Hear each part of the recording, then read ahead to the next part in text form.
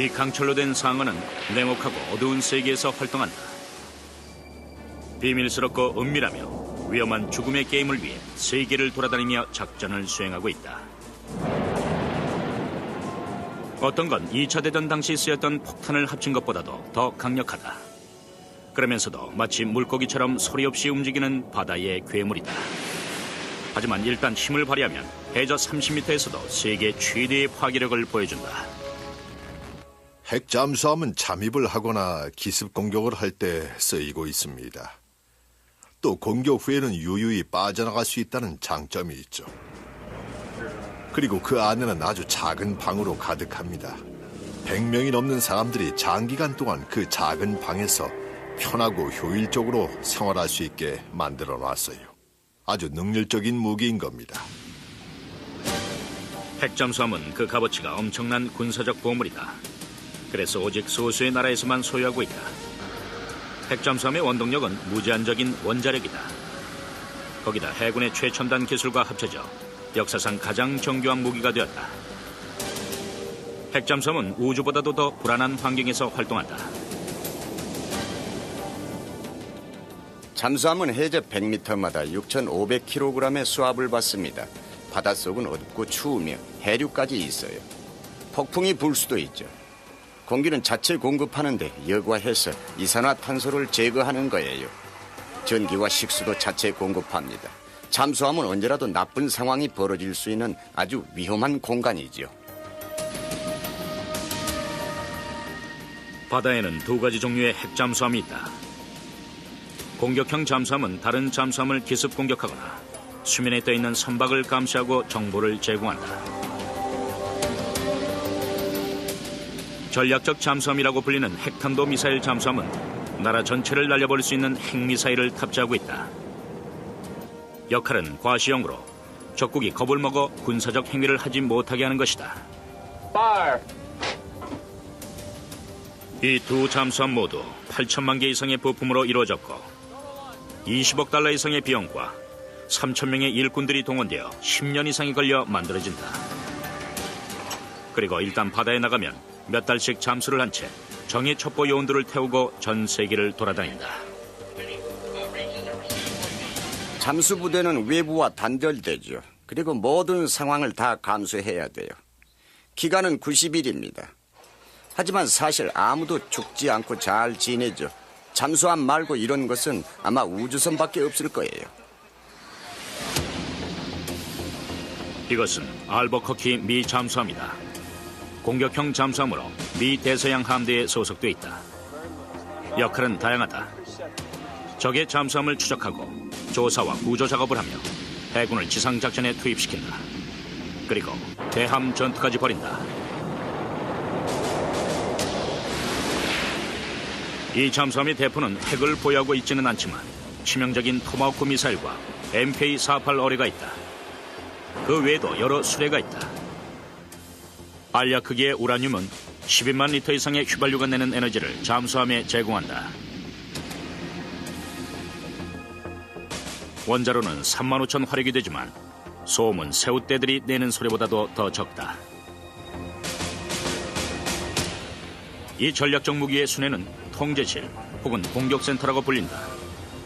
밤에는 붉은 빛이 들어와 승조원들은 시간 감각을 얻을 수 있다. 통제실에서는 항해를 하고 잠수함의 수심과 방향 그리고 경로를 조절합니다. 다시 말해 여러 센서로부터 받은 정보를 통합해서 사격 제어 시스템을 운영하는 거예요. 이곳에서는 목표물의 속도와 경로를 파악해 무기를 발사합니다. 바로 잠수함의 중추신경이죠. 잠수함이 어두운 바다 깊숙이 들어가 몸을 숨기고 나면 그때부터 유일한 눈이 되는 건 음향 탐지 장치다. 물속에서는 아무것도 안 보이죠. 물이 빛 에너지를 빠르게 흡수하거든요. 하지만 소리 에너지는 바닷속에서도 아주 먼 거리까지 전달됩니다. 그러니 물속에서 가질 수 있는 그 유일한 감각은 바로 청각이죠.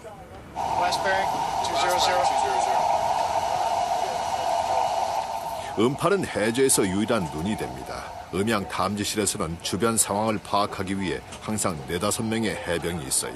잠수함 내에서 가장 중요한 일을 맡은 사람들이죠. 그러나 음파를 발사해 파악하는 능동적 음파는 주의해서 사용해야 한다. 잠수함의 위치가 노출될 수도 있기 때문이다. 그래서 수동적 음파가 자주 사용되는데 이것은 단순히 바다의 소리를 듣는 것이다. 우리는 상선이 지나갈 때 출력 장치가 내는 소리까지 듣습니다. 그 소리로 속도가 어느 정도인지 알죠. 그리고 고래의 소리도 들어요. 가장 특이한 소리는 주변에 빙하가 있을 때 얼음이 금이 가고 깨지는 소리죠. 얼음이 떠다니는 소리도 들리는데 이건 마치 귀신 소리 같아요. 잠수함의 장비는 긴 강철로 튼튼하게 쌓여 있다. 원자로는 배의 3분의 1을 차지하는데 배에는 무기와 전자기어까지 있기 때문에 승조원들을 위한 공간은 거의 없다. 사생활도 제한된다. 그래서 잠수함 내에는 비밀이 없다. 각각의 승조원들은 평방 1m의 공간에서 자고 생활한다. 똑바로 앉는 건 못해요. 앉기엔 천장이 너무 낮거든요. 누워만 있어야 하죠. 게다가 잘 때 옆으로 눕는 것도 포기해야 돼요. 거의 불가능하죠. 그리고 수납 공간은 이거예요. 이게 전부입니다. 잠수함 승조원들의 고립된 생활이 불편하지 않도록 배에는 최첨단 기술을 이용한 시설이 있다. 원자로에서 나오는 전기는 먼지와 이산화탄소를 제거하고 공기를 정화하는 데 쓰인다. 또한 매일 37,000에서 15만 리터의 신선한 물이 제공된다. 바닷물을 끓여 생긴 기체를 액화한 것이다. 신선한 산소는 가로 세로 1.8m의 전해조를 이용해 물을 퍼올려서 만든다. 전기를 이용해 물속에 수소와 산소 성분을 분해한 다음 새로 생긴 산소를 잠수함 내부로 보낸다. 수소는 엄청난 물과 혼합해 다시 바다로 쏟아버린다. 잠수함은 거의 무한한 원자력을 갖고 있지만 또 하나의 에너지 공급원인 식량은 바다에서 제한되어 있다. 그렇기 때문에 배가 순찰을 위해 수면 위로 떠오를 때 많은 식량을 확보해야 한다. 잠수함 내의 해군들은 24시간 빈틈없는 생활을 한다. 6시간 보초를 서고 12시간은 학습과 관리, 식사를 하는 데 보낸다. 잠은 겨우 6시간만 잔다. 밤에도 불을 끌 수 없고 동료들을 보며 깨어나죠. 24시간 내내 깨어있는 거예요. 함장이 배분해주는 이메일을 이용해 군인들은 친지들과 서로 소식을 주고받는다.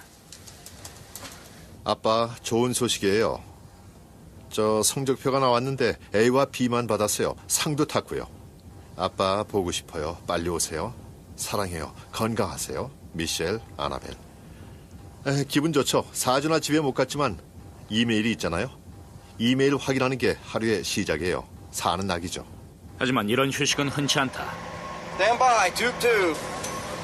계속되는 훈련 때문이다. 전략실에서는 정기적으로 가상 공격을 위해 어뢰를 재배치한다. 저희가 하는 일은 아주 복잡하고 어렵습니다. 100명에서 135명의 선원들이 제때 일을 해줘야 하거든요. 그래야 잠수함이 성공적으로 작전을 수행하죠. 많은 연습이 필요해요. 버로즈 함장도 훈련을 20년이나 받은 뒤 이 비밀 요원들을 다스릴 수 있게 됐다. 이제는 그도 두려움의 대상이 된 것이다. 잠수함 함장은 기술도 익혀야 해요. 핵 잠수함일 경우에는 물리학과 전략에도 밝아야 하죠. 음향 탐지나 항해술뿐만 아니라 선박 기술도 있어야만 합니다. 하지만 함장이 되려면 확고한 인성의 소유자가 되어야 한다. 직관력과 예술적 감각뿐 아니라 자신감 있는 권투 선수 같아야 하죠. 믿고 의지해야 합니다. 이들은 전사니까요. 말 없는 괴물과도 같은 잠수함을 만들기 위해 세계 최고의 과학자들이 동원됐다. 그러나 잠수함의 탄생 뒤에는 우리가 모르는 야망과 여러 사고 그리고 비극적인 일들이 숨겨져 있다. 현재 바다에는 160척의 핵잠수함이 조용히 돌아다니고 있다. 그러나 2세기 전에 만들어진 최초의 잠수함은 제한적인 역할만 가능했었다. 1775년 영국에 맞서 데이빗 부시넬이 조지 워싱턴의 명을 받고 만든 거북이호가 바로 그것이다. 길이 2.1m의 이 잠수함은 수동 프로펠러를 사용했고 30분 동안 잠수가 가능했다. 그러나 영국 군함에 수중폭탄을 달아야 하는 임무는 달성하지 못하고 실패로 끝났다. 그럼에도 불구하고 해전을 위해 더욱더 복잡한 잠수함들이 계속해서 만들어졌다. 남북전쟁 당시 남부동맹이 만든 길이 18m의 재래식 잠수함 헌틀리호는 안정기 구조를 이용해 물을 빼고 넣는 식으로 수위를 조절했다. 바로 이것이 현대 잠수함의 시초다. 헌틀리호는 최초로 적함에 어뢰 공격을 가했다. 그 폭격으로 8명의 승조원이 목숨을 잃었다. 20세기가 되자 새로운 동력 시스템 덕분에 잠수함의 사정거리와 속도가 좋아졌다. 미 해군의 최초 잠수함은 1900년 존 홀랜드가 만든 것이다. 홀랜드호는 길이 16.4m에 최초로 이중 추진 장치를 사용했다. 수상에서는 디젤 엔진을 이용했고 잠수할 때는 전기 모터를 사용한 것이다.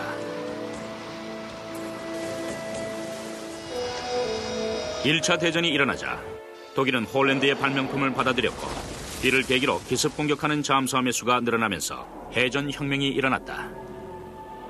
영국 해군은 난감해했어요. 신사로서는 그런 일을 하기 곤란하니까요. 물론 독일은 잠수함의 위력을 잘 보여줬습니다. 하루 만에 세대의 영국 전함을 격파시켰죠. 잠수함 한 대로요. 1차 대전 후 선진국들은 경쟁을 하듯 많은 잠수함을 만들어냈지만 잠수함의 질은 그다지 향상되지 못했다. 2차 대전이 일어났을 때에도 대부분의 잠수함은 잠수보다는 수상 항해를 하는 시간이 많았다.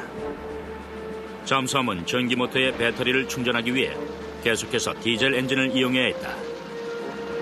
전기 모터를 이용하면 그노트의 속도로 최대 12시간을 잠수할 수 있었다.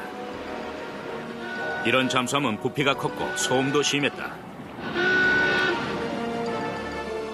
2차 대전 직후 하이미 리커버 미 해군 대령은 해군의 원자력 추진 프로그램을 맡았다.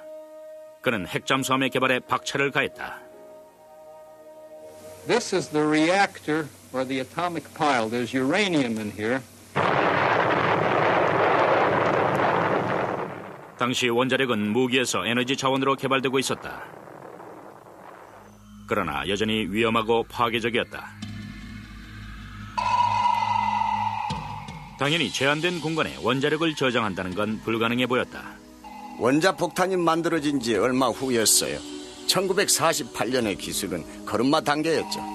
하지만 리코버는 충분히 연구를 했고 실행할 방법도 알아냈다고 했습니다. 이 시기에 잠수함의 길이는 대략 91m. 가장 큰 문제는 원자로를 작은 잠수함 속에 넣는 것이었다. 리커버는 아이다호의 아코에 원자로 수중 실험센터를 세웠다. 얼마 후 그는 최초의 핵잠수함인 노틸러스호를 코네티컷주 그로튼에 있는 전기보트 회사에서 만들기 시작했다. 그리고 동시에 아이다호에서 테스트를 했다. 실험용 잠수함을 만들었죠. 원자로를 넣어 노틸러스호와 똑같이 만들었어요. 1000시간 정도 작동했는데 그 정도면 대서양을 왕복할 수 있었죠. 성공했고요. 그리고 실험 결과에 따라 실험 원자로를 변형하면 노틸러스호도 바꿨죠. 쌍둥이처럼요. 그래서 노틸러스호가 그렇게 빨리 완성될 수 있었습니다. 승조원들을 방사능에 노출되지 않게 하는 것도 문제였다. Now, a man can walk over the shield and through the ship, and he will not be irradiated dangerously over a long period of time. 잠수함에는 승조원들을 위해 이런 방어물을 설치해야 하는데 이게 배를 무겁게 하죠. 그러면 또 다른 문제가 생겨요. 무게가 많이 나가면 나갈수록 크기가 더 커지고 그러면 물에 뜹니다. 과학자들은 방어물과 잠수함의 크기 사이에 믿을 만한 비율을 만들어냈다. 1954년 1월 21일 세계 최초의 핵잠수함이 실험 항해에 나섰다. 그것은 특이한 기술 전시장이었다. 원자로에서는 우라늄 원자가 부서지는 핵분열이 일어나고 잠수함은 이를 통해 열을 얻을 수 있다. 원자로의 열은 물로 전해져 회로관을 통해 회전한다. 이런 회로관은 원자로, 펌프, 전기발생기를 지나간다. 두 번째 회전할 때 전기발생기에서 얻은 전기는 잠수함에 전기를 제공하고 프로펠러를 움직이게 하는 주요 추진 터빈으로 전해진다. 전기는 압축되어 물에 섞이고 다시 장비로 돌아가 재활용된다. 원자로를 가동하는 데 산소는 필요하지 않다. 그래서 잠수함은 대기와는 상관없이 작동할 수 있는 것이다. 진정한 의미에서의 잠수함이었죠.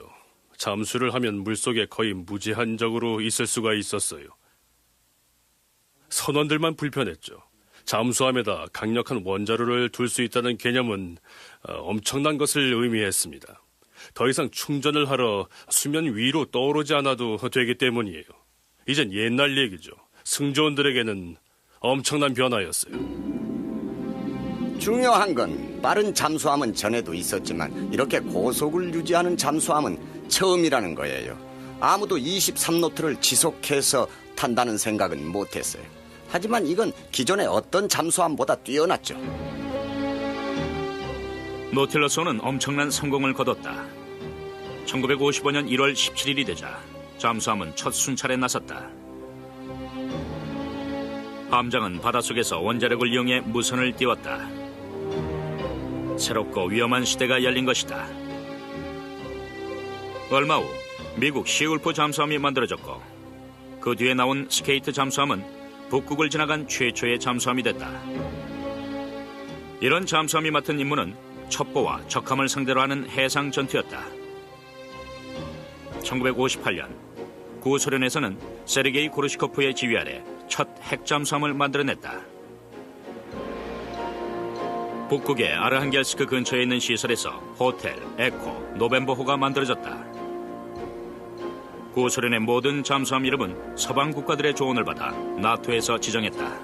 소련 것은 시끄러웠죠. 속도는 빨랐지만 좀 위험했어요. 많은 사람들이 잠수함을 타다 죽었죠. 오랜 시간 방사능에 노출됐기 때문입니다. 당시 소련에서는 미국처럼 안전에 돈을 투자하지 않았으니까요. 소련에서는 칼륨, 나트륨 합금을 고온인 상태에서 액화시켜 원자로에 흐르도록 만들었다.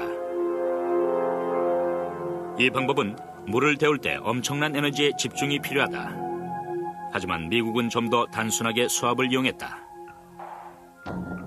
물을 압축하는 방법은 안전성이 아주 뛰어납니다. 물이 뜨거워질수록 원자로의 속도는 조금 느려지게 되죠. 그래서 탈이 날 위험이 없어요. 물은 방사능을 전달하지 않아요. 하지만 액체 금속은 더 많은 열을 전달할수록 더 많은 전기를 만들 수 있습니다. 하지만 액체 금속만으로는 원자로를 중화시키지 못하죠. 만약 금속이 제대로 녹지 못한다면 방사성 물질로 굳어버리고 더 이상 잠수도 할 수 없게 됩니다. 액체 금속의 문제는 바로 방사성을 띠고 아주 오랫동안 반영구적이라는 것입니다. 만약 바다에서 문제가 생기면 손댈 수가 없어요. 노틸러스호가 만들어졌을 당시 미국은 또 다른 혁명적인 잠수함을 만들었다. 1953년 미 해군은 고래처럼 생긴 석유 잠수함을 실험하고 있었다. 이 잠수함은 수중에서 30노트 이상의 놀라운 속도를 냈다. 알바코호가 나오기 전 잠수함의 모양은 해상작전에 맞도록 만들어진 거였어요. 해상에서 빨리 나아가던 잠수함은 물속에서는 속도가 느렸죠. 작전 수행에도 문제가 있었습니다. 알바코호는 물속에서 빨랐어요. 기존의 잠수함에서 볼 수 없었던 엄청난 속도를 냈죠. 알바코호의 선체는 원통 모양으로 생겼기 때문에 기존 잠수함보다 물을 빨리 헤쳐나갈 수 있었다. 1950년대 중반이 되자 미국은 스킵잭이라는 6척급의 핵잠수함을 만들기 시작했다. 선박의 급은 항상 첫 배를 기준으로 붙인다. 새로 만든 잠수함은 보다 간단하게 만들었죠.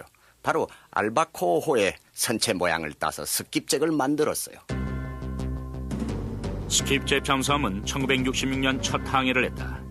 이제 미국은 놀라운 속도를 내고 튼튼하며 무제한의 힘을 가진 핵잠수함을 갖게 된 것이다. 스킵잭을 맨 처음 테스트를 했던 함장은 너무나 마음에 들어서 집에 가져가고 싶다고까지 했습니다. 스킵잭은 매우 빠르며 튼튼했고 어떤 잠수함보다도 깊이 잠수할 수가 있었어요. 미 해군이 원하는 모든 걸 갖고 있었어요. 그러나 이런 잠수함은 그 후의 잠수함에 비하면 아무것도 아니었다. 냉전이 계속되자 미국과 소련은 경쟁을 하듯 새로운 잠수함을 만들어냈다. 잠수함의 파괴적 위력은 세계를 위협했다. 1950년대 중반, 미국은 잠수함 전투에 혁명적인 개념을 불러일으켰다. 미 해군의 윌리엄 레이번 제독은 물 밑에서도 탄도미사일을 발사할 수 있는 잠수함 개발 프로그램의 책임자였다. 하지만 물속에서 미사일을 발사한다는 건 너무나 어려워 보였다. 첫 번째 문제는 잠수함 자체의 배수량이었다. 잠수함은 갑자기 물을 내보내는데 그게 문제였죠. 물 대신에 그 무게를 채우지 않으면 물 위로 떠버리니까요.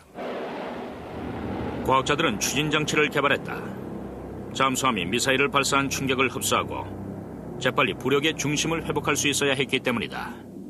두 번째 기술적 문제는 잠수함의 정확한 위치를 파악해야 하는 거죠. 그래야 표적도 정확히 맞출 수 있어요. 항해술은 무선으로 잠수함의 위치를 알려주는 인공위성 덕분에 놀라울 정도로 향상됐다. 이제는 목표물과의 정확한 거리를 계산할 수 있게 된 것이다. 그런 다음 미사일 유도 프로그램을 설치해 정확하게 목표물을 맞출 수 있게 만들었다. 그러나 가장 위험한 문제는 액체 연료 미사일을 잠수함에 장착하는 방법이었다. 액체 연료 미사일은 건드리기만 해도 불이 붙어서 운이 나쁘면 폭발할 수도 있습니다. 액체 연료는 당시 주된 발사 추진제였다. 하지만 다루기 힘들고 불이 붙기 쉬워서 잠수함 내에 두면 큰 위험을 초래할 수 있었다. 잠수함의 수중 발사를 가능하게 만든 가장 큰 변화는 고체 연료 로켓을 만든 거예요. 게다가 고체 연료를 쓰면 미사일 크기나 반경도 훨씬 작아진다는 장점이 있었습니다. 그래서 잠수함에 장착하기가 더 쉬워졌어요. 고체 연료는 질산칼륨, 탄소, 유황을 혼합해 만들었다. 그리고 플라스틱으로 단단하게 연결해 훨씬 안전하고 간단했다.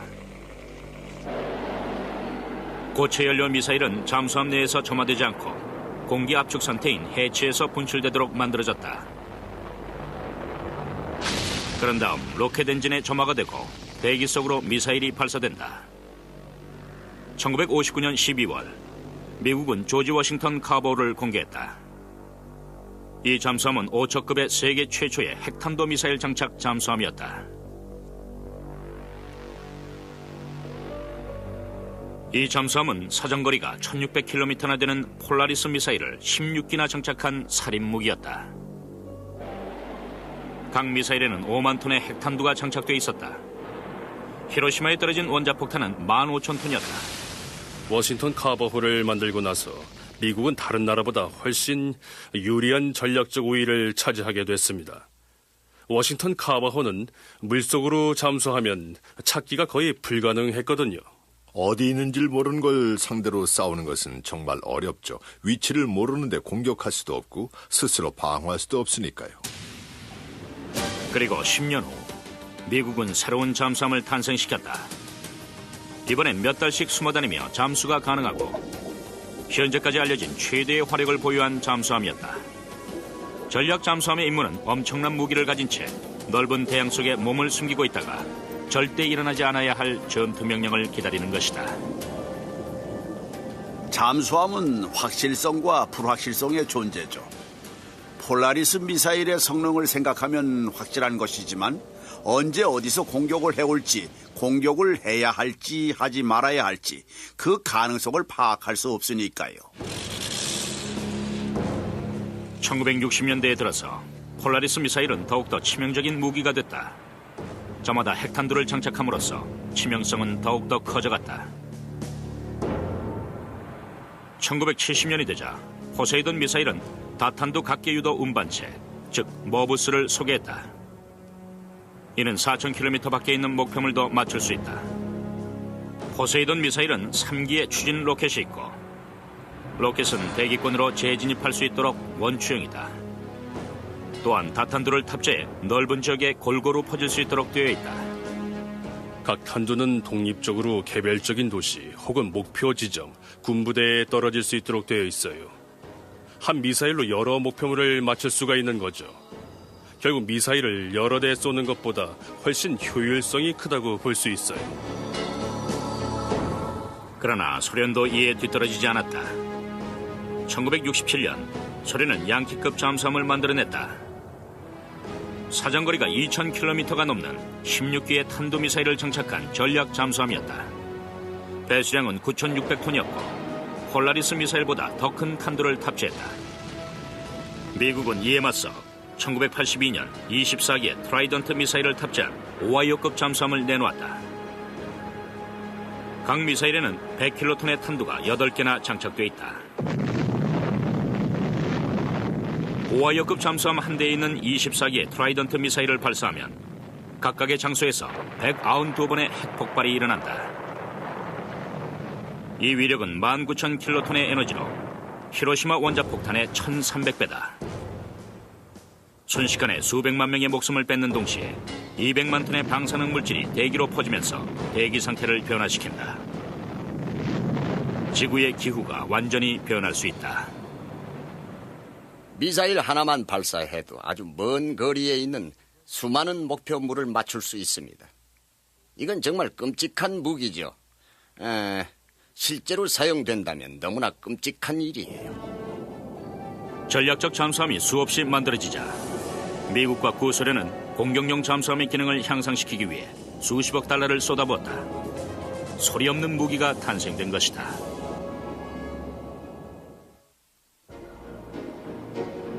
(1960년대) 초 구소련이 더욱더 많은 핵잠수함을 만들기 시작하자 미국도 갈수록 높아져가는 잠수함 공격의 위협에 초점을 두기 시작했다. 미국의 설계사들은 소음을 없애는 데 집착했다. 소리 없이 움직이다 소련의 전함을 파괴할 수 있는 잠수함을 원한 것이다. Con sonar have a weak noise level bearing 298. Con sonar.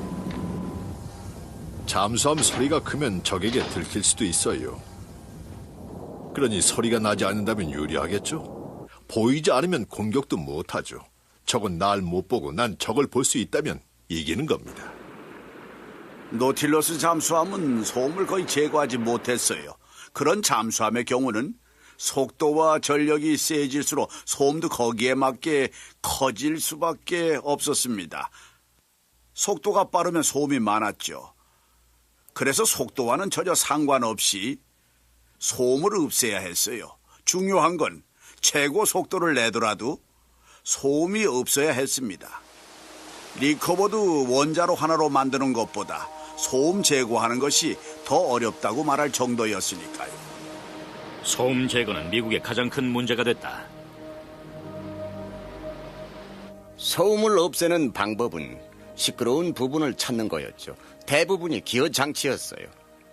보통 레프트라고 하는 단단한 발판을 달았거든요. 그 레프트를 떼어내 스프링을 달아 소음을 흡수시켰죠. 그러면 소리가 훨씬 적었어요. 고무 덮개가 있는 스프링은 진동을 줄여주었다. 선체에는 고무 타일을 입혀 소리가 새어나가지 못하게 했다. 모든 기어 장치에는 윤활유를 칠해 밸브가 잘 맞도록 했다. 그리고 소음 감시 장치도 달아 엔진 펌프 소리까지 잡아냈다. 심지어 주방에서 나는 조리기구 소리까지 면밀히 조사했다. 믹서기 안에 들어있는 칼날에도 플라스틱이나 고무를 달아서 소리가 안 나게 했어요. 1960년이 되자 새로운 디지털 기술이 수동적 음향 탐지 기술을 만들어냈고 이로 인해 아주 먼 거리에서 나는 소리까지 잡아낼 수 있게 됐다. 잠수함의 주변 소음을 줄일 수 있게 되자 먼 거리의 신호가 훨씬 명확하게 들렸다. 이제는 컴퓨터 작업을 통해 들리는 소리를 분석할 수 있게 됐다. 잠수함 간의 전투에서는 적보다 내가 먼저 소리를 들어야 하는 게 제일 중요합니다. 그러려면 내가 상대보다 소음이 없는 잠수함을 가져야만 하죠. 그래야 들키지 않으니까요. 그리고 상대보다 음향 탐지 기술이 좋아야 합니다. 그래야 먼저 들으니까요. 새로운 소음 제거 및 청취 기술은 1960년 7월 공격형 핵잠수함인 트레이서호에 제일 먼저 쓰이게 됐다. 수동적 음향 탐지 기술을 향상시키기 위해 트레이서호의 뱃머리에 음향 탐지 장치가 장착됐어요. 가장 조용한 부분이 뱃머리거든요. 그렇기 때문에 물속에서 잘 들리지 않는 희미한 소리 에너지도 잘 찾아낼 수가 있습니다. 새로 나온 잠수함은 보이지 않는 소련의 해군 병력까지 찾아낼 수 있었다. 그러나 비극적인 사건이 일어났다. With great regret and sadness that this ship with 129 fine souls aboard is lost. 1963년 4월 10일 오후 7시 47분 트레이서호는 보스턴 해안에서 300km 떨어진 곳에 있었다. 오후 9시 13분이 되자 트레이서호는 문제가 있다는 무전을 보내왔다. 몇 분 후 배는 물속으로 가라앉았다. 무전기를 통해서 잠수함이 바닥에 닿으며 부서지는 소리가 들렸다. 잠수함 안에서 선체가 끊어지면 기압이 급속하게 변하죠. 그렇게 되면 안전 탱크가 터지고 맙니다. 그리고 공기에 불이 붙어서 순식간에 모두 불에 타고 말아요. 외부의 수압 때문에 선체에 금이 가자 잠수함 내부의 공기가 파열했고 그로 인해 온도가 오르며 폭발이 일어난 것이다. 부서진 잠수함은 해저 8,000피트 아래의 바닥으로 떨어졌다. 나중에 조사한 바에 따르면 잠수함 내부가 새면서 모든 게 정지됐다고 한다. 비상용 안전 탱크를 쓰려고 했지만 그럴 수 없었다. 파이프가 얼어붙은 것이다. 트레이서호는 가장 뛰어난 잠수함이었어요. 가라앉으리라고는 전혀 생각지도 못했죠. 다행히 트레이서호의 원자로는 수압에도 터지지 않았다. 바닷속 수압은 1평방미터당 250만 킬로그램이 넘는다. 이로써 해군이 만든 원자로가 탄탄하다는 것이 증명됐고 원자로는 현재까지 바다 아래에 남아있다. 원자로는 계속해서 관찰 중인데 방사능은 미약하다고 한다. 원자로가 그 수심에도 견딜 수 있었던 건 금속을 사용했기 때문이죠. 그리고 두께와 모양도 영향이 있어요. 구에 가까울수록 견디는 힘도 강합니다. 돌출면 때문으로 수압은 표면에 걸쳐서 분배되기 때문이에요. 그러나 사고는 해군에게 핵의 위험을 일깨워 주었다. 얼마 후 하이미 리커버 제독은 전체적인 조사를 단행했고 그때부터 잠수함을 만드는 과정에 철저한 조사가 뒤따랐다. 잠수함 안전 시스템을 보면 세부적인 것까지 포함되어 있어요. 모든 게 조사 대상이고 모든 부품은 어디서 온 건지 어떻게 쓰이는 건지 설치는 어떻게 하는지 어디에 들어가는지 다 확인을 하죠. 이러한 안전에 대한 강조는 잠수함 안전 테스트와 장비의 철저한 조사에서 끝나는 게 아니라 코네티컷주 그로튼의 미 해군 잠수함 학교의 안전 교육에서도 잘 볼 수 있다. 미 잠수함 부대의 기초가 되는 곳은 신병을 훈련하는 코네티컷주에 있는 그로튼 미 해군 잠수함 학교다. 모든 승조원들은 1년 동안 이곳에서 수업을 들어야 한다. 수업 내용은 전략기술, 항해술, 무기술, 전기, 음향탐지 등등 여러 가지다. 바닷속은 위험합니다. 수압도 아주 높아요. 방사능 물질에 노출되면 죽을 수도 있죠. 그래서 지식이 반드시 필요합니다. 잠수함 학교가 얼마나 중요하냐 하면 이런 기관이 없는 해군을 보면 되죠. 바로 러시아입니다. 다들 알다시피 러시아 군인들은 그동안 핵 잠수함에서 끔찍한 실수를 수없이 저질렀어요. 그러니 그로튼 잠수함 학교에서 가르치는 것은 아주 좋은 투자라고 할 수 있죠. 잠수함 훈련 중 중요한 것 하나는 화재 진압이다. 잠수 중 화재가 났을 때 제대로 끄지 못하면 모두가 죽을 수 있기 때문이다. 불이 나면 산소가 빨리 없어져요. 불이 번져나가면 더 빨리 없어져서 결국 모두 질식사하고 말죠. 그래서 빨리 불을 끄는 게 아주 중요합니다. 훈련병들은 물이 새는 틈을 막아내는 훈련도 반복적으로 하고 있다. 바닷속에선 조금만 물이 새도 큰 문제죠. 사방으로 물이 퍼지면 순식간에 어른 키의 절반이 됩니다. 재빨리 대처하지 않으면 정말 30초만 지나도 엄청나게 물이 차버려서 전혀 손을 쓸 수가 없습니다. 그때가 되면 속수무책이죠. 또한 염분이 있는 바닷물이라 전기장치에 닿으면 더욱 심각한 사고가 일어날 수도 있어요. 기계가 고장나 버리면 끝장이니까요. 훈련병들은 다이빙 훈련도 받는다. 가상 조종칸에 들어가 잠수함을 통제하는 법도 배우는 것이다. 훈련병들은 수중 공격, 급강하, 적함을 추적하는 급박한 상황과 부딪히게 된다.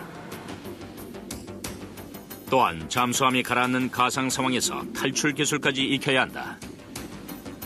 훈련병들의 훈련은 끊임없이 계속됩니다. 실제 상황에서 반응이 민첩해야 하니까요. 직관적으로 상황을 헤쳐나갈 수 있어야 합니다. 1년간의 지상 훈련 후 훈련병들은 최소한 8개월간 잠수함을 타고 훈련을 받는다. 이들은 돌고래 기장을 받아야 완전한 승조원 자격을 얻게 된다. Red Crown, this is Bravo 7 India. Go ahead, over. 진급을 원하는 장교들은 5년간의 해상 근무 기간 동안 틈틈이 잠수함 학교로 돌아오기도 한다. 미국은 사병 훈련과 안전규칙, 최첨단 기술을 배우는데 아주 엄격했다. 구소련의 핵잠수함과 맞서야 했기 때문이다. 소련의 잠수함 수는 70년대 중반까지 미국보다 10% 정도 많았다. 기술적으로도 소련의 잠수함은 미국을 따라잡기 시작했다. 1975년에 만들어진 소련의 공격 잠수함인 아쿨라호는 35노트의 속도로 잠수하면서도 소음은 거의 없을 정도다. 냉전의 분위기가 바닷속을 뜨겁게 달구기 시작했다. 분명히 미국 잠수함도 소련 영해를 침범했을 겁니다. 정기적으로 훈련을 빙자해 정보를 수집했으니까요. 미국은 정기적으로 소련의 바다를 침범해 보통 선체 사진이라고 하는 소련 함대의 밑바닥 사진을 찍었습니다. 그때는 냉전 시기였기 때문이죠. 미국의 공격형 잠수함은 냉전의 전방에서 소련의 잠수함과 맞서야 했다. 미국의 잠수함은 소련의 전함을 미행하며 정보를 수집했다. 때로는 소련의 항구까지 진입했다. 잠수함 부대는 바닷속에서 전혀 지원을 받지 못합니다. 저는 부하들에게 종종 이런 말을 했죠. 만약 우리 외에도 잠수함이 있는 곳에 갔다면 위험하다는 증거다. 왜냐하면 적도 오랫동안 머물면서 음향을 탐지하며 정보를 얻고 있다는 얘기니까요. 기습 공격은 사람들을 더 겁나게 만듭니다. 들키지 않고 다가와서 자신들은 털끝 하나 다치지 않고 적의 목숨을 빼앗아 버리니까요. 옛날 얘긴데 80년대였어요. 러시아에 메시지를 보냈죠. 당시 미 해군 잠수함들이 전부 순찰을 돌면서 러시아 잠수함을 미행하고 있었어요. 그런데 바로 그때 러시아 측에서도 레이더를 작동시켜 목표물을 찾는 거예요. 미국은 러시아에 우리도 여기에 있고 너희들이 어디 있는지 아니까 헛수고하지 말라고 했죠. 눈먼 장님과 같이 바닷속을 헤매는 잠수함의 행진은 그 후로도 계속되었다. 1982년 당시 소련은 괴물과 같은 잠수함 타이푼호를 공개했다. 길이 173m에 무게는 25,000톤이었고 다탄두 미사일을 20기나 장착하고 있었다. 미사일의 사정거리는 9,600km가 넘었다. 게다가 이중선체로 2개의 원자로와 24개의 어뢰까지 있었다. 타이푼호는 현존하는 최대의 잠수함이고 지금도 활동 중이다. 그러나 워낙 먼 사정거리를 갖고 있는 데다 미국의 음향 탐지를 피하기 위해 1980년대가 되자 타이푼호는 북극 지역으로 숨어버리는 전략을 취했다. 러시아는 핵탄두 미사일 잠수함을 북극의 빙하 아래에 숨겨두고 그 주위에는 공격형 잠수함으로 막아놓았다. 타이푼홀의 납작한 윗면은 새로운 전략을 의미한다. 비상사태 시 얼음 사이로 재빨리 올라오기 위해서 잠수함을 견고하게 만든 겁니다. 그리고 얼음을 뚫고 나오면서 통신을 하고 공격을 할 수 있도록 만들었죠. 80년대 말 냉전이 끝난 뒤에도 미국의 잠수함들은 더욱더 복잡한 전략을 쓰고 있다. 변화하고 있는 세계 정세에 맞추기 위해서다. 공격형 잠수함의 진짜 임무에 대해선 아직까지도 의심의 소리가 있어요. 세계 정세가 변했으니까요. 하지만 잠수함의 전투력은 더 요구되고 있죠. 이제 적은 하나가 아닙니다. 어디서든 공격할 수가 있어요. 그것이 국가일 수도 있고 테러 집단일 수도 있죠. 그리고 이젠 기술이 발달해 깊은 바닷속에만 잠수함이 다니는 게 아닙니다.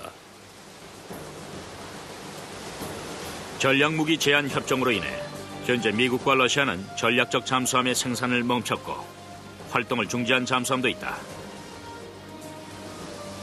그러나 양측 다 공격형 잠수함은 계속해서 생산하고 있다. 영국, 프랑스, 중국도 현재 자국의 핵잠수함을 가동 중이다.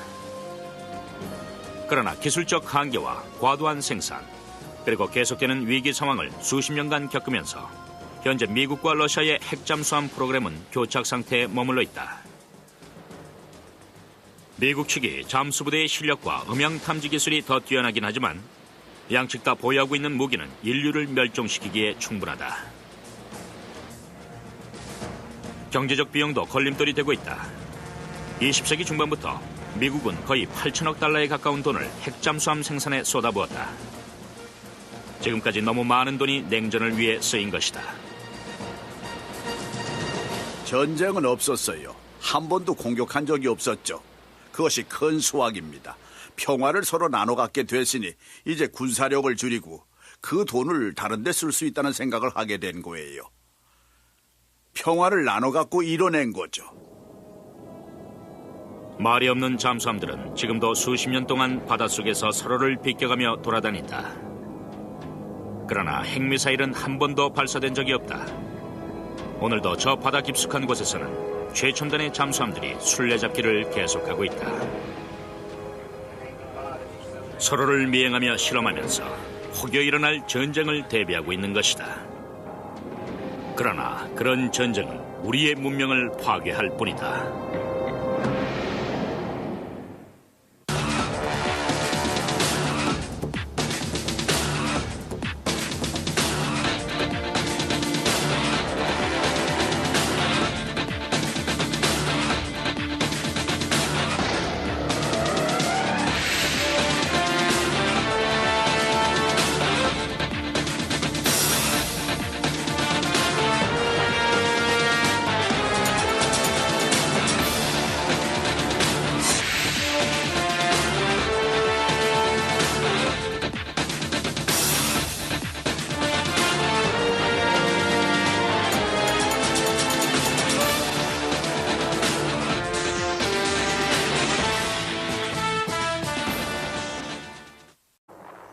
그러나 여전히 위험하고 파괴적이었다. 당연히 제한된 공간에 원자력을 저장한다는 건 불가능해 보였다. 원자폭탄이 만들어진 지 얼마 후였어요. 1948년의 기술은 걸음마 단계였죠. 하지만 리코버는 충분히 연구를 했고 실행할 방법도 알아냈다고 했습니다. 이 시기의 잠수함의 길이는 대략 91m. 가장 큰 문제는 원자로를 작은 잠수함 속에 넣는 것이었다. 리커버는 아이다호의 아코에 원자로 수중 실험센터를 세웠다. 얼마 후 그는 최초의 핵잠수함인 노틸러스호를 코네티컷주 그로튼에 있는 전기보트 회사에서 만들기 시작했다. 그리고 동시에 아이다호에서 테스트를 했다. 실험용 잠수함을 만들었죠. 원자로를 넣어 노틸러스호와 똑같이 만들었어요. 1000시간 정도 작동했는데 그 정도면 대서양을 왕복할 수 있었죠. 성공했고요. 그리고 실험 결과에 따라 실험 원자로를 변형하면 노틸러스호도 바꿨죠. 쌍둥이처럼요. 그래서 노틸러스호가 그렇게 빨리 완성될 수 있었습니다. 승조원들을 방사능에 노출되지 않게 하는 것도 문제였다. Now, a man can walk over this shield and through the ship, and he will not be irradiated dangerously over a long period of time. 잠수함에는 승조원들을 위해 이런 방어물을 설치해야 하는데 이게 배를 무겁게 하죠. 그러면 또 다른 문제가 생겨요. 무게가 많이 나가면 나갈수록 크기가 더 커지고 그러면 물에 뜹니다. 과학자들은 방어물과 잠수함의 크기 사이에 믿을 만한 비율을 만들어냈다.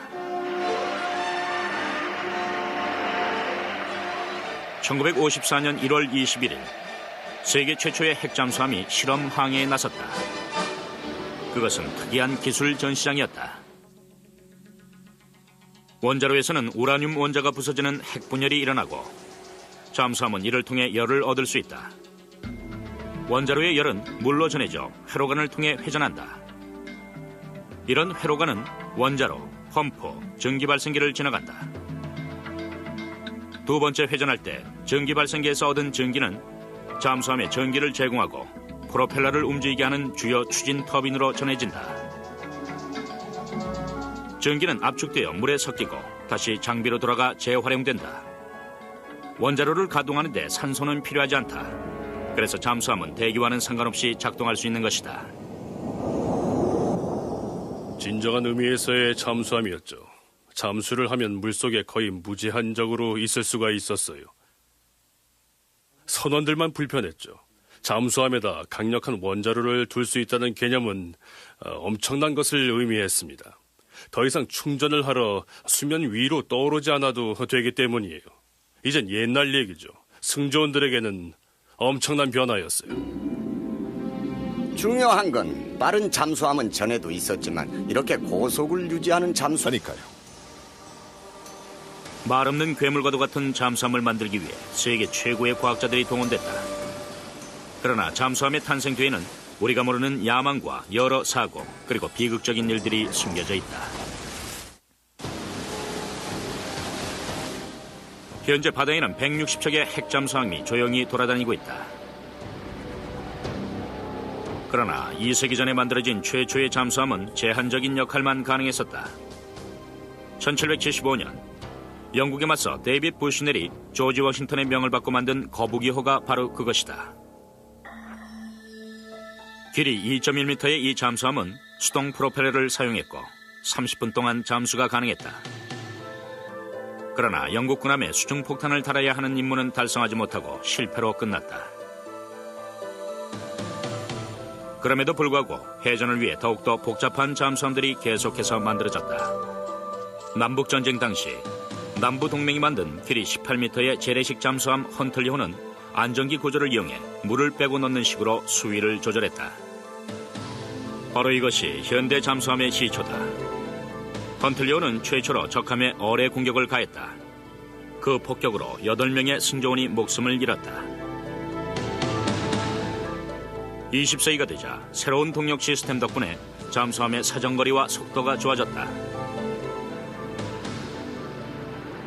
미 해군의 최초 잠수함은 1900년 존 홀랜드가 만든 것이다. 홀랜드호는 길이 16.4m에 최초로 이중 추진 장치를 사용했다. 수상에서는 디젤 엔진을 이용했고 잠수할 때는 전기 모터를 사용한 것이다.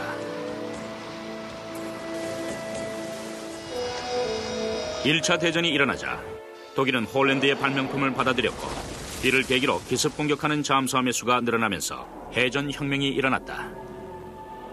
영국 해군은 난감해했어요. 신사로서는 그런 일을 하기 곤란하니까요. 물론 독일은 잠수함의 위력을 잘 보여줬습니다. 하루 만에 세대의 영국 전함을 격파시켰죠. 잠수함 한 대로요. 1차 대전 후 선진국들은 경쟁을 하듯 많은 잠수함을 만들어냈지만 잠수함의 질은 그다지 향상되지 못했다.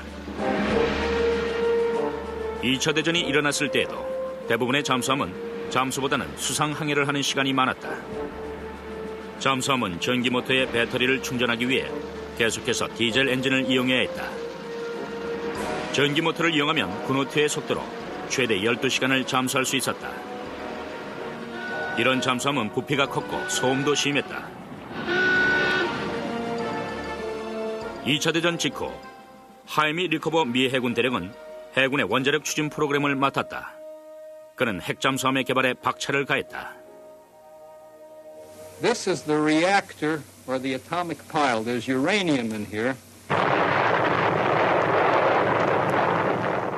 당시 원자력은 무기에서 에너지 자원으로 개발되고 있었다.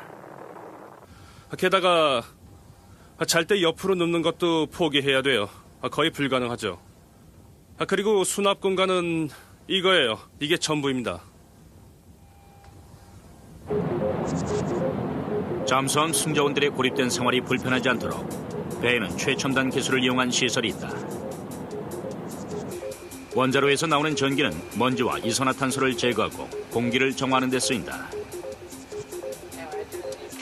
또한 매일 37,000에서 15만 리터의 신선한 물이 제공된다. 바닷물을 끓여 생긴 기체를 액화한 것이다. 신선한 산소는 가로 세로 1.8m의 전해조를 이용해 물을 퍼올려서 만든다. 전기를 이용해 물속에 수소와 산소 성분을 분해한 다음 새로 생긴 산소를 잠수함 내부로 보낸다. 수소는 엄청난 물과 혼합해 다시 바다로 쏟아버린다. 잠수함은 거의 무한한 원자력을 갖고 있지만 또 하나의 에너지 공급원인 식량은 바다에서 제한되어 있다. 그렇기 때문에 배가 순찰을 위해 수면 위로 떠오를 때 많은 식량을 확보해야 한다. 잠수함 내의 해군들은 24시간 빈틈없는 생활을 한다. 6시간 보초를 서고 12시간은 학습과 관리, 식사를 하는 데 보낸다. 잠은 겨우 6시간만 잔다. 밤에도 불을 끌 수 없고 동료들을 보며 깨어나죠. 24시간 내내 깨어있는 거예요. 함장이 배분해주는 이메일을 이용해 군인들은 친지들과 서로 소식을 주고받는다. 아빠, 좋은 소식이에요. 저 성적표가 나왔는데 A와 B만 받았어요. 상도 탔고요. 아빠 보고 싶어요. 빨리 오세요. 사랑해요. 건강하세요. 미셸, 아나벨. 기분 좋죠. 4주나 집에 못 갔지만 이메일이 있잖아요. 이메일 확인하는 게 하루의 시작이에요. 사는 낙이죠. 하지만 이런 휴식은 흔치 않다. Stand by, tube 2. 계속되는 훈련 때문이다. 전략실에서는 정기적으로 가상 공격을 위해 어뢰를 재배치한다. 저희가 하는 일은 아주 복잡하고 어렵습니다. 100명에서 135명의 선원들이 제때 일을 해줘야 하거든요. 그래야 잠수함이 성공적으로 작전을 수행하죠. 많은 연습이 필요해요. 버로즈 함장도 훈련을 20년이나 받은 뒤 이 비밀 요원들을 다스릴 수 있게 됐다. 이제는 그도 두려움의 대상이 된 것이다. 잠수함 함장은 기술도 익혀야 해요.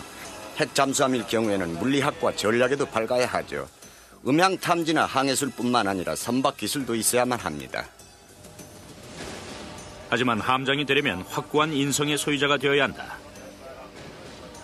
직관력과 예술적 감각뿐 아니라 자신감 있는 권투 선수 같아야 하죠. 믿고 의지해야 합니다. 이들은 전사.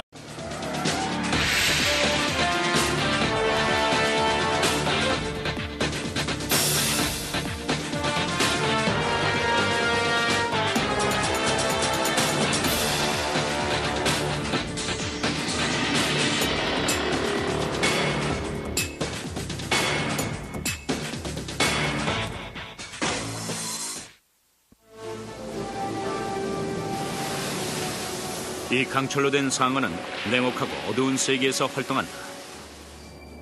비밀스럽고 은밀하며 위험한 죽음의 게임을 위해 세계를 돌아다니며 작전을 수행하고 있다.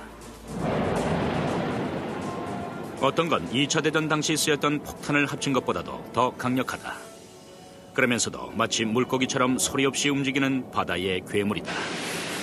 하지만 일단 힘을 발휘하면 해저 30m에서도 세계 최대의 파괴력을 보여준다. 핵 잠수함은 잠입을 하거나 기습 공격을 할 때 쓰이고 있습니다. 또 공격 후에는 유유히 빠져나갈 수 있다는 장점이 있죠. 그리고 그 안에는 아주 작은 방으로 가득합니다.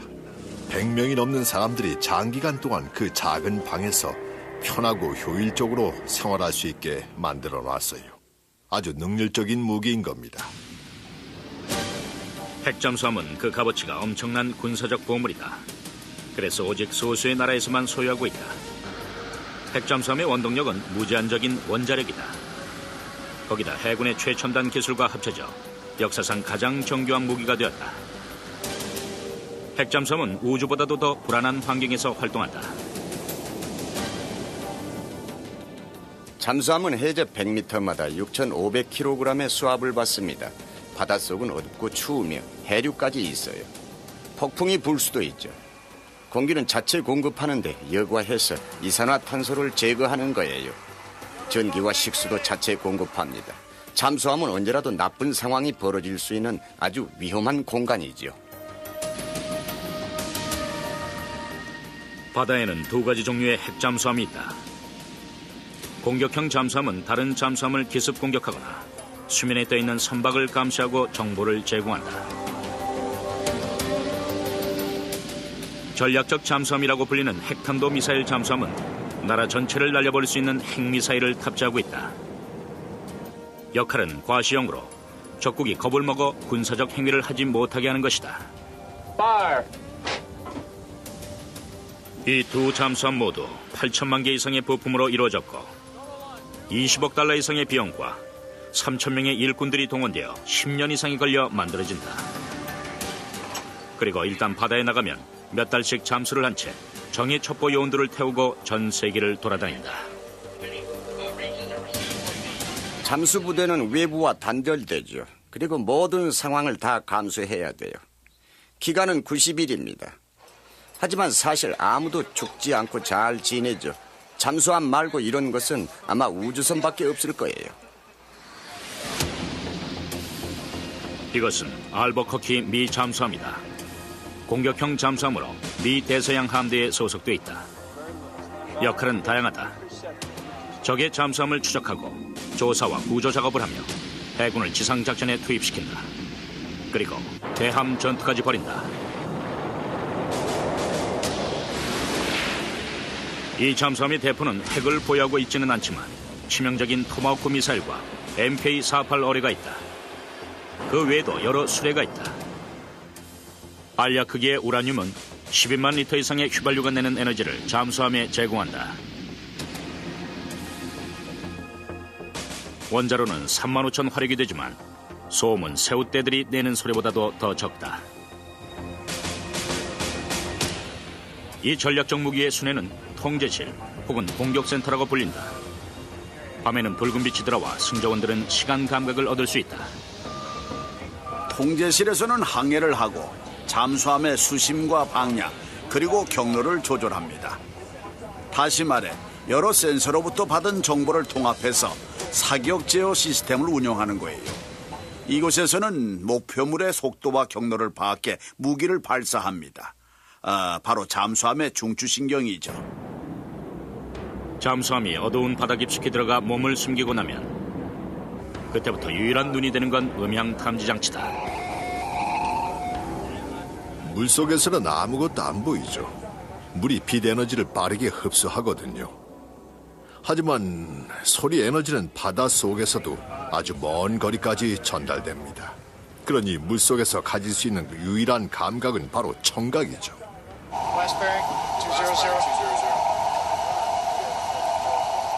음파는 해저에서 유일한 눈이 됩니다. 음향 탐지실에서는 주변 상황을 파악하기 위해 항상 4-5명의 해병이 있어요. 잠수함 내에서 가장 중요한 일을 맡은 사람들이죠. 그러나 음파를 발사해 파악하는 능동적 음파는 주위에서 사용해야 한다. 잠수함의 위치가 노출될 수도 있기 때문이다. 그래서 수동적 음파가 자주 사용되는데 이것은 단순히 바다의 소리를 듣는 것이다. 우리는 상선이 지나갈 때 출력 장치가 내는 소리까지 듣습니다. 그 소리로 속도가 어느 정도인지 알죠. 그리고 고래의 소리도 들어요. 가장 특이한 소리는 주변에 빙하가 있을 때 얼음이 금이 가고 깨지는 소리죠. 얼음이 떠다니는 소리도 들리는데 이건 마치 귀신 소리 같아요. 잠수함의 장비는 긴 강철로 튼튼하게 쌓여 있다. 원자로는 배의 3분의 1을 차지하는데 배에는 무기와 전자기어까지 있기 때문에 승조원들을 위한 공간은 거의 없다. 사생활도 제한된다. 그래서 잠수함 내에는 비밀이 없다. 각각의 승조원들은 평방 1m의 공간에서 자고 생활한다. 똑바로 앉는 건 못해요. 앉기엔 천장이 너무 낮거든요. 누워만 있어야 하죠.